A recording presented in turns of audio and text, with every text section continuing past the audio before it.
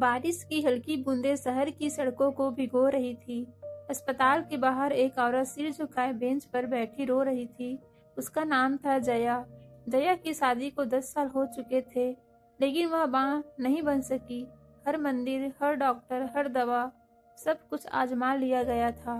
उसका पति राज हमेशा उसे समझाता, तुम दुखी मत हुआ करो जया, बच्चे नहीं है तो क्या हुआ, हम दोनों साथ तो हैं। लेकिन समाज समाज तो कभी चुप नहीं बैठता। रिश्तेदार ताने मारते हैं, घर सूना लगता है, वंश कौन बढ़ाएगा, दूसरी शादी कर लो। हर ताना जया के दिल को तोड़ देता है।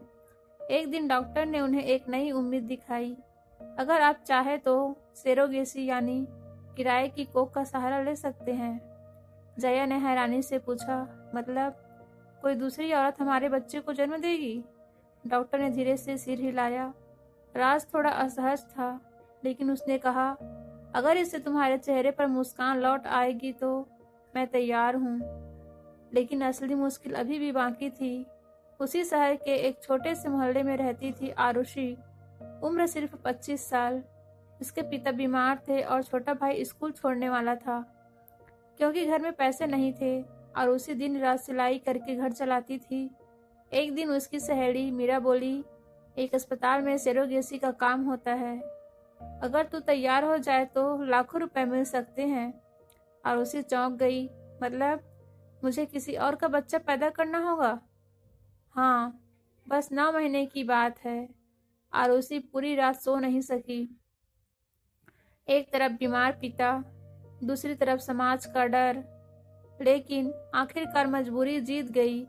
अगले दिन वह अस्पताल पहुंच गई। डॉक्टर ने राज और जया को आरुषि से मिलवाया। जया ने देखा, सामने एक मासूम सी लड़की खड़ी थी, जिसकी आंखों में डर साफ दिखाई दे रहा था। जया धीरे से बोली, अगर तुम्हारी कोई मजबूरी नहीं होती तो शायद तुम ये कभी नहीं करती। आरुषि की आंखों में आंसू आ गए। मेरे पिताजी को बचाने के लिए पैसे चाहिए दीदी। उस दिन पहली बार जया को लगा कि माँ बनने की खुशी के पीछे किसी और की मजबूरी छिपी हुई है। समय बीतने लगा। धीरे धीरे आरुषि के पेट के अंदर बच्चा पलने लगा। जया हर महीने उसके लिए फल, दवाइयाँ और कपड़े लेकर जाती। राज भी उसका बहुत ध्यान रखता। लेकिन समाज फिर जहर घोलने लगा। मोहल्ले की औरतें आरुषि को ताना देती, बिना शादी के पेट कैसे बढ़ गया, चरित्रहीन लड़की। आरुषि हर रात तकिए में अपना मुंह छुपाकर रोती। एक दिन जया ने उसे रोते हुए देख लिया। लोगों की बात दिल पर मत लिया करो आरुषि।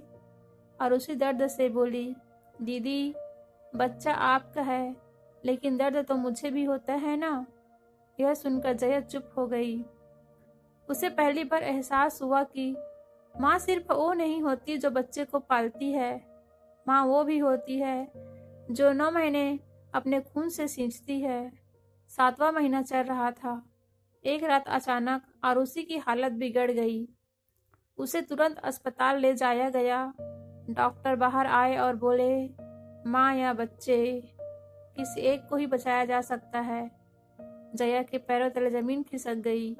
राज ने कांपती आवाज में पूछा, आरुषि क्या चाहती है? डॉक्टर ने कहा, उसने कहा बच्चे को बचा लीजिए। जया रो पड़ी, नहीं, मैं किसी का जिंदगी लेकर माँ नहीं बन सकती। लेकिन ऑपरेशन शुरू हो चुका था। कुछ घंटों बाद बच्चे की रोने की आवाज गूंजी। पूरा अस्पताल खुशी से भर गया। लेकिन डॉक्टर का चेहरा उदास था। बच्चा सुरक्षित है, लेकिन आरुषि की तबीयत नाजुक है। जया भागकर आईसीयू में गई। आरुषि बहुत कमजोर हो चुकी थी। उसने कांपते हुए हाथों से बच्चे को छुआ। दीदी, इसका अच्छे से ख्याल रखना। जया फूट फूट कर रोने लगी। तुम ठीक हो जाओगी आरुषि।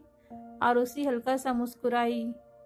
शायद भगवान ने मुझे सिर्फ इस बच्चे को दुनिया में लाने के लिए भेजा था। इतना कहकर आरुषि की आंखें बंद हो गई। मशीन की आवाज लगातार बजने लगी। जया की आवाज पूरे अस्पताल में गूंज उठी। 5 साल बीत चुके थे। छोटा सा कान्हा अब स्कूल जाने लगा। एक दिन उसने अपने मम्मी जया से पूछा, मम्मा, मेरी दूसरी मम्मा कौन थी? जया कुछ पल चुप रही। फिर उसने आरुषि की तस्वीर उसके हाथ में रख दी। बेटा, तुम्हें जन्म देने वाली माँ भगवान जैसी थी। कान्हा मासूमियत से बोला। तो हम उनसे मिलने कब जाएंगे? जया की आंखें भर आई। वह कान्हा को लेकर आरुषि की कब्र पर गई। कान्हा ने वहां फूल रखे और कहा, थैंक यू मम्मा। हवा धीरे धीरे चलने लगी, मानो कहीं दूर आरुषि मुस्कुरा रही हो। कहानी का संदेश ये है कि कभी कभी जिंदगी में कुछ रिश्ते खून से नहीं, त्याग और दर्द से बनते हैं। माँ सिर्फ वो नहीं होती जो बच्चे को जन्म देती है, माँ वो भी होती है जो उसके लिए अपना सब कुछ कुर्बान कर दे। अगर यह कहानी आपको अच्छी लगी हो तो प्लीज़ लाइक सब्सक्राइब कर दीजिएगा। धन्यवाद।